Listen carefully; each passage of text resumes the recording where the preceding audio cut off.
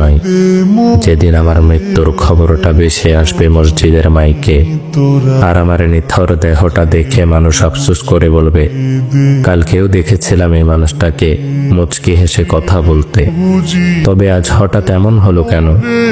আহ, মানুষটা বড্ড ভালো ছিল। কারো কারো হয়তোবা চোখের কোণে অশ্রু জমবে, আবার কারো কারো চোখ থেকে হয়তোবা 2 ফোঁটা জলও গড়িয়ে পড়বে। আবার অনেকেই খুশি হয়ে বলবে, যাক, ভালোই হলো, আপদটা বিদায় হয়েছে। বেঁচে থাকতে কি কম জ্বালিয়েছিল? ব্যস্ততার কারণে আমার অনেক কাছের মানুষরাও হয়তোবা আমার জানাজায় উপস্থিত হতে পারবে না।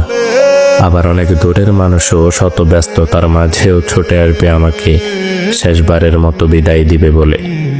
লুকিয়ে থাকবো আমি 3 টুকরো সাদা কাফনের আড়ালে।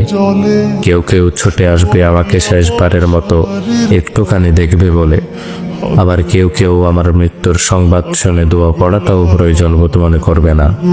সেই দিন আমার পাশে থাকা ছোট্ট কাল থেকে আমায় আদর যত্নে বড় করে তোলা প্রিয় মানুষগুলো বলবে, লাশ বেশি সময় ধরে ঘরে রাখতে নেই, তাড়াতাড়ি নিয়ে চলো। দাফন কার্যে অত বেশি দেরি করতে নেই। শত কষ্ট উপেক্ষা করে তৈরি করা আমার সাজানো গোছানো জীবনের সমস্ত সম্পর্ক, টাকা পয়সা, গাড়ি বাড়ি, জায়গা জমি ইত্যাদি কিছুই আর আমার থাকবে না। এমনকি দিন কয়েক পর হয়তো বা আমার অস্তিত্বটুকু হারিয়ে যাবে মরুর ধূলিকণার মতো।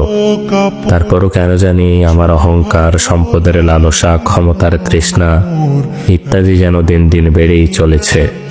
একদিন আমার মৃত্যু হবে, আর সবকিছুই ছেড়ে চলে যেতে হবে সেই অন্ধকার কবরে। এই কথা যেন জেনে বুঝেই ভুলে বসে থাকি এই মিথ্যে দুনিয়ার মিথ্যে মায়ার চাদরে নিজেকে জড়িয়ে রেখে। ভালো লাগে না মোর সাদা কাপড়, সাদা কাপড়, সাদা কাপড়।